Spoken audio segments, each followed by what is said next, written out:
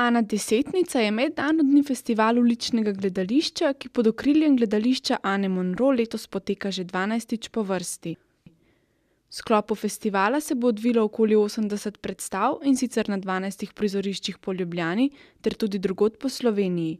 V Mariboru, Šoštanju, na Vrhniki, v Celju in Cerknem. Karavana poulične ustvarjalnosti pa se je ustavila tudi v Kamniku. Kamniški del festivala je že 5. organiziralo kulturno društvo Priden Možic v sodelovanju z gledališčem Ane Monro in Valom 202. Začetek kamniške Ane Desetnice, prvič na temle prizorišču Samčev prehod, ki ga bomo letos tudi za časa Kamfesta kar dobro porabili.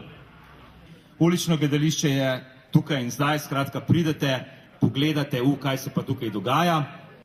V Kamniku se predstavljajo umetniki iz Hrvaške, Francije, Albanije in Nemčije. Festival pa bo prvič trajal 2 dneva in se odvijal na različnih prizoriščih po mestu.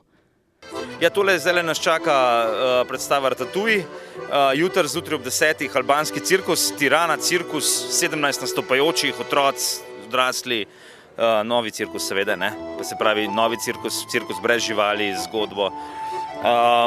Zvečer pa Bajdidos teater Überflüss, največji spektakel, ki ga je kadarkoli kdo pripeljal v Kamnik, in upajmo, da bo tam zadaj za Domom kulture, kamor smo ga zdaj preselili, da bo to res nekaj res veličastnega. Kakšen organizacijski zalogaj pa je skupaj spraviti tak spektakel? Ja, spektakel je tako, skupaj z ekipo iz Kotlovnice, pa z opremo iz Kotlovnice letos pomagamo pri Bajdidos teatru, sploh, da oni lahko odigrajo predstavo v Sloveniji, ne, se pravi, Ana, ta ekipa naša, Priden Možic plus Kotlovnica, je del velike organizacijske ekipe Ane Desetnice. Tako da zdaj smo 3 dni delali v Ljubljani, Bajdidos teater, jutri ga bomo pa v Kamniku. Tako da je zalogaj seveda velik, ampak nič tako zelo posebenega, no, glede na to, kaj se počnemo okrog Kamfesta, pa to je kar tako lušten. Festival Ana Desetnica je namenjen predvsem razvoju in promociji uličnega gledališča. O primerjavi slovenskega in tujega uličnega gledališča pa smo povprašali tudi Gorana Završnika iz kulturnega društva Priden Možic. Predvsem ga je manj, ne? In če je stvari manj, je verjetno tudi težje zbirati. Mislim, potem je povprečno težko, da smo boljši kot nekje, ker imajo tega že ne vem koliko časa, ne? Tukaj v ulično gledališče se razvija, ne vem, v Sloveniji 20 let recimo, ali pa še manj, ne? Tako zares pa mogoče 15 let, ali pa predvsem Ana Monro, pa smo pa že mi, ne? Priden Možic, pa še kakšni par skupin, Šugla, Teta Mali, ne? Tudi iz Kotlovnice jih je nekaj, Anja pa Slavko, tako da počasi se krepi to, zaenkrat smo pa še vedno odvisni od tujih, ne? Da popestrimo dogajanje na festivalu. V čem vse se pa razlikuje ulično gledališče od tistega običajnega gledališča, od tiste visoke umetnosti? Ulično gledališče je lahko tudi visoka umetnost, mislim, da je odvisno, kaj misliš kot visoka umetnost, ampak predvsem je zelo iskreno, ne? Tukaj, če pogledaš okrog sebe, so pač ljudje, čakajo, pojma nimajo, kaj bo, skratka, nekaj bodo odnesli od tega, tudi kljub temu niso ne vstopnice kupili, ne nič, ne.